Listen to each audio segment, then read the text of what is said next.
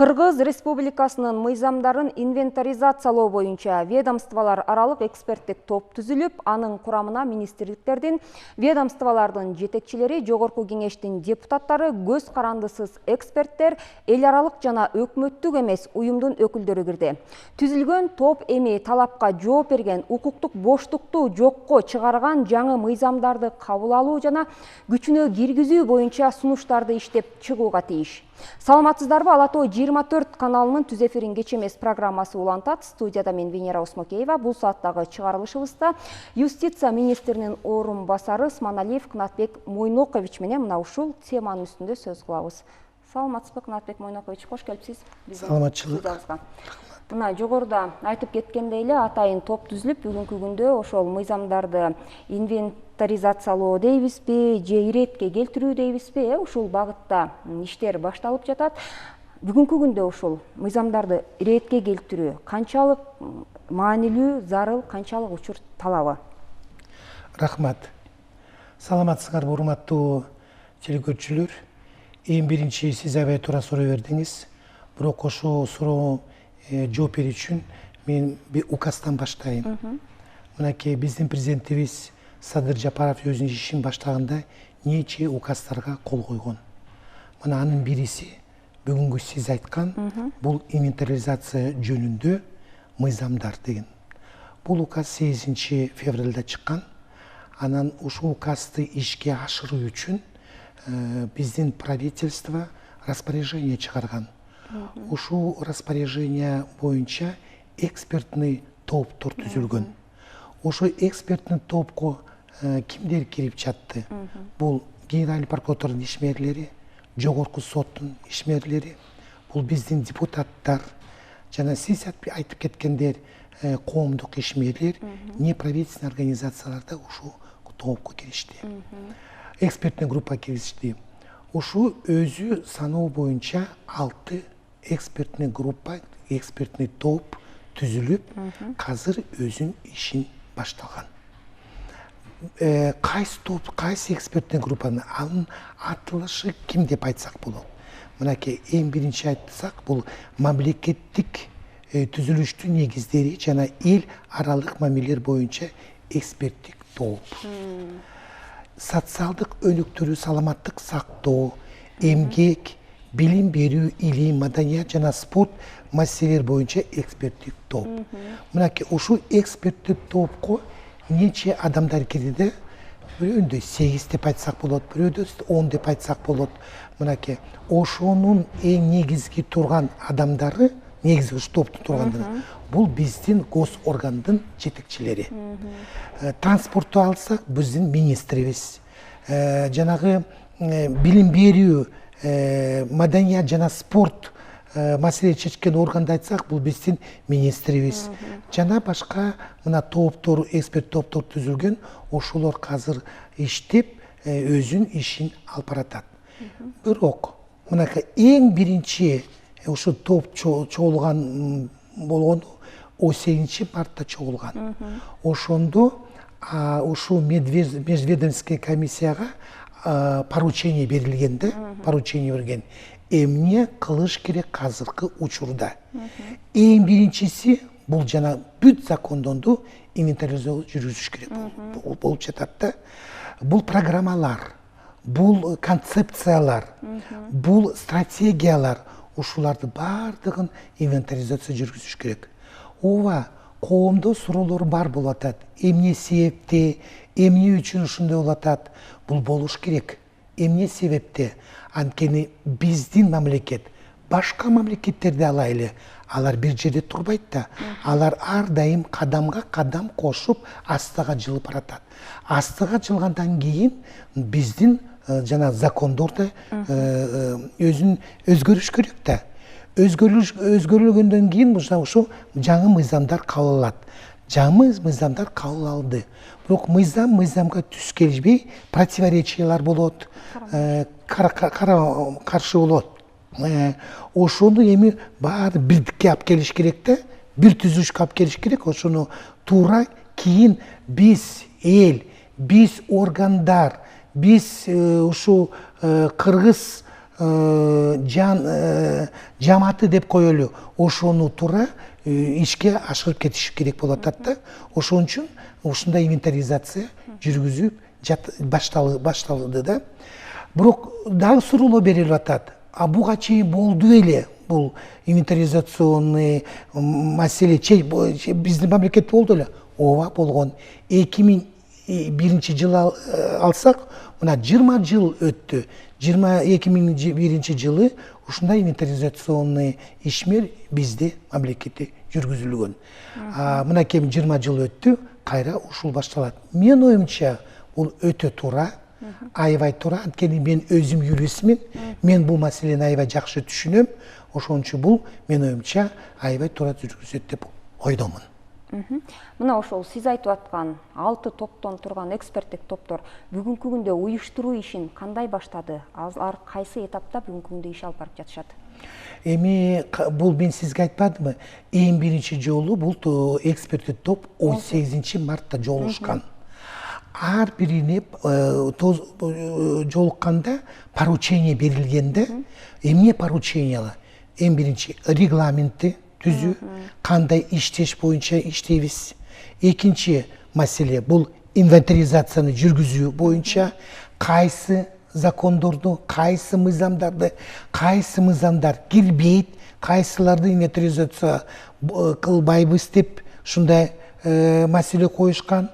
Андан кийин жаңы жана азыр эми бул жаңы закондо калып атпайбы? Бирок азыр действующий закондор бар да, аны жок кылышы кандай мамиле, кандай жол менен чечиш керек деп ушу эң биринчи заседанияда бул маселе коюлганда азыр уже иштеп башташты.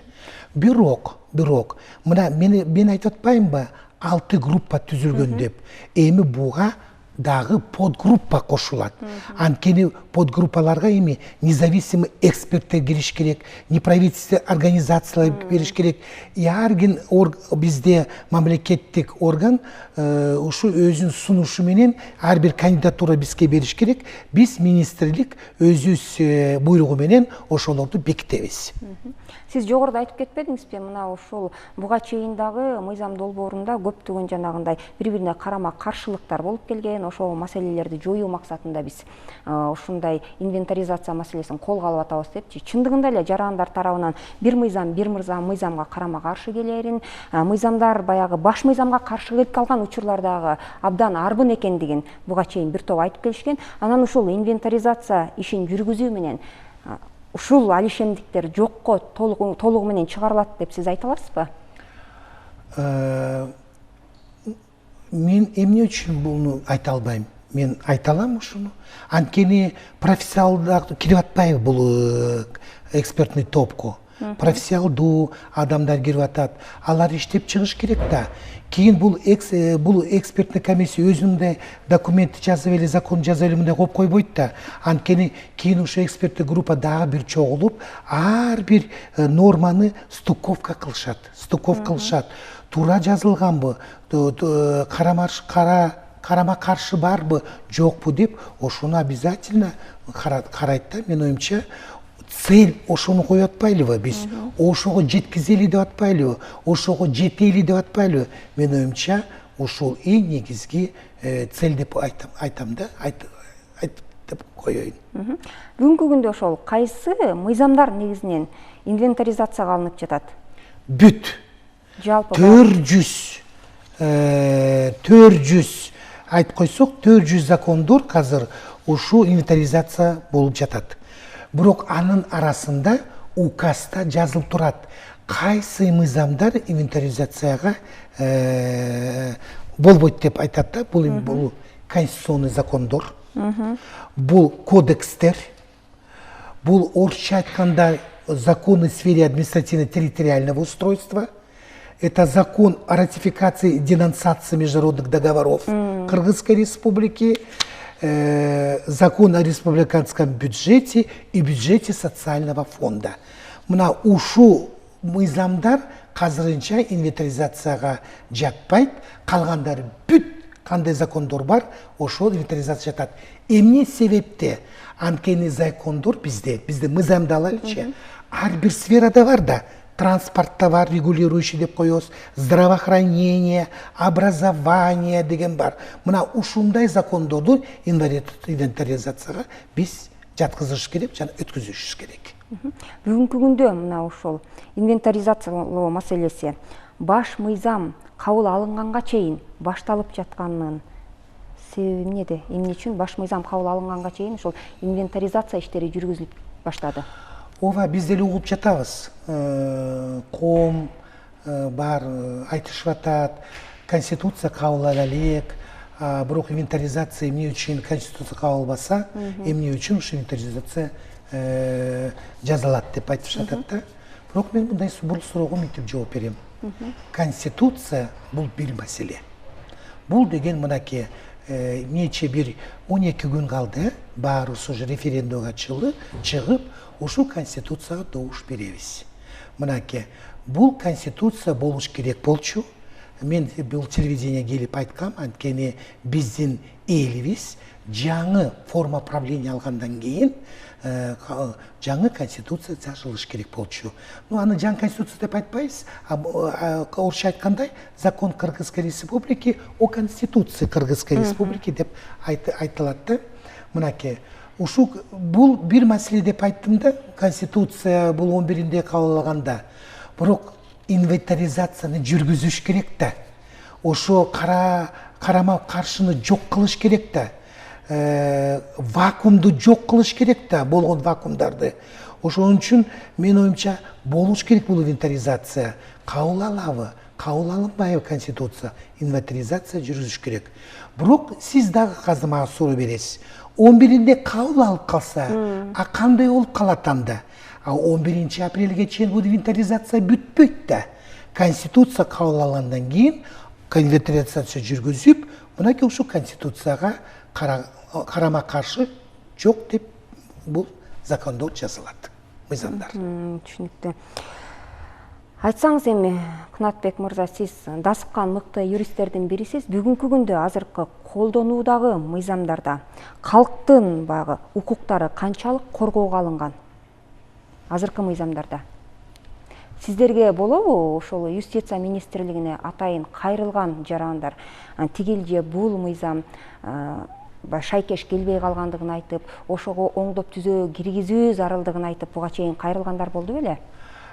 Бул суроого мынтип жооп берем. Мынакей биз телевиденияда көп келебиз. Мынакей мен сизге айтып кеткем, бул министрликке келген чейин мен өзүм мугалим болуп иштегем. Карама каршы мыйзамдар бизде бар. Анткени биз ушу закондорду юристтерге окуп бергенден кийин өзүбүз көрүп атабыз да. Ошол себепте бизге Министерство юстицияга келип турат андай каттарга биз жооп берип атабыз. Карама каршы барбы же жокпу деп. Бирок биз карап атпайлыбы? Жыл сайын болбосо деле ар дайым кабыл алынган мыйзамдарга, кабыл алган кодекстерге ар дайым орусча айткандай дополнение, кошумчу маселелер киргизилип жатпайбы? Ошон үчүн ушу болбосо экен деп, ушу биз 21-кылымда жашап атпайлыбы? Ушу болбосо экен деп, ушу мыйзамдар бүттү, карама каршы бири-бирине болбосо экен деп, мынакей ушул мыйзам, ушул кечирип коюңуз указ чыкты. Мына эң негизги багыты мынакей ушул бүт закондорду инвентаризация жүргүзүү. Мына бүгүнкү күндө ошол инвентаризациялоо маселеси башталды деп атабыз. Демек, ошол кемчиликтерин мыйзамдардын толуктап, алымчаларды алып, кошумчаларды кошуп, ушул мыйзамдарды жакшыртуу маселеси жүрөт да. Анан сиз ошол юрист катары мыйзам долбоорун бир жолу гана окуп туруп, ошол мыйзам иштеп кетет же иштеп кете албайт мындан ары деп эффективдүүлүгүн айта аласызбы? Анан ушул кабыл алынып жаткан мыйзамдардын эффективдүүлүгүн арттырууда эң башкысы кайсы жагдайды эске алыш керек? Анткени Кыргызстанда ушундай мыйзамдар көп да, кабыл алынат, бирок ал эффективдүүлүгү жок. Мындайча айтканда, натыйжалуу бир иштеп кетпеген учурлар арбын. Мына ошонун натыйжалуу иштеп кетүүсүн камсыздоодо кандай жагдайларды эске алуу керек? Азыркы мезгилде мындай суроо турат да. Мына бир мыйзамды алайлычы. Аны жокко чыгарбайт да. Жокко чыгарбайт. Ал мыйзам болот, ал мыйзам. Бирок ушу мыйзамды мынакей туура келтириш керек башка мыйзамдар менен. Билим берүү министрлигинин мыйзамын алайчы, об образовании деген. Ушуну туура келтириш керек Конституцияга, буну туура келтириш керек Эмгек кодекске, буну туура келтириш керек здравоохранение мыйзамга. Мынакей ошону бүттүгүн туура келтириш керек да. Бирок ушу туура өткүзгөндөн кийин биз результат бар да. Ошондон кийин биз ойлоп кетебиз, что бул закондор эффектүү иштейт деп ойлоп кетебиз. Анткени эң негизги ушул инвентаризация болуп атпайбы. Мен ушуга эле чоң маани берип атам да. Ушу инвентаризация деп эмне деп түшүнөбүз, дагы айтып кетейин. Бул деген карама каршыны жокко кылышы деп. Мынакей ушу адамдар туура, мынакей бир законду алса, бир закон карама каршы, бир законду алсак, подзаконный акт карама каршы. Ушуну жок кылыш үчүн мынакей ушул указ чыкканда эң негизги цели мен оюмча аябай туура болуп жатат. Мына ошол мыйзамдарды карама каршылыкты жокко чыгарып, аны ретке келтирүүдө жогоруда түзүлгөн ведомстволор аралык топтун иши абдан чоң. Мындайча айтканда, жоопкерчилик мына ошол топтун мойнунда деп койсок дагы болот. Мындан аркы мыйзамдардын канчалык деңгээлде бышыкталары боюнча, бүгүнкү күндө мына ошол ишти алып барууда эң башкысы түзүлгөн ведомстволор аралык ошол эксперттик топ кайсыл жагдайларды эске алуусу шарт? Иштин натыйжалуулугун камсыздоо үчүн. Мен мындай айтып кетейин. Мен айтып атпаймынбы, жана 6 топ түзүлгөн деп. Ушу 6 топ менен бүтпөйт. Ушу 6 топко дагы подгруппа түзүлөт. Мына ушу подгруппага дагы деле адамдар кошулуп, ушу ведомстволор өзүнүн кандидатураны берип, жанагы независимый эксперттерди киргизип, мынакей ушулар бардыгын иштеп жатып, мен оюмча татынакай мыйзамды чыгарып беришет деп ойлойм да. Мен дагы айтып кетейин, бул тим эле жаңы чыккан мыйзам эмес да. Ооба. Бул болгон эле мыйзамдар. Ошону эле ретке келтирип атат. Ошону эле ретке келтириш керек болуп атат. Ретке келтирип атат. Жакшы. Канатбек Мойнокович, рахмат. Бизге берилген убакыт соңуна келип калды. Сизге чоң ыраазычылык, атайын убактыңызды бөлүп, ушул инвентаризация маселеси боюнча кеңири маек коюп бергениңиз үчүн рахмат. Кечеместин бул сааттагы чыгарылышында мыйзамдарды инвентаризациялоо, бул багытта түзүлгөн эксперттик топтун аткарып жаткан иштери тууралуу маектештик. Бизде конокто Юстиция министринин орун басары Осмоналиев Канатбек Мойнокович болду. Берине болсо мен Венера Осмакеева алып бардым. Биз менен болуңуздар.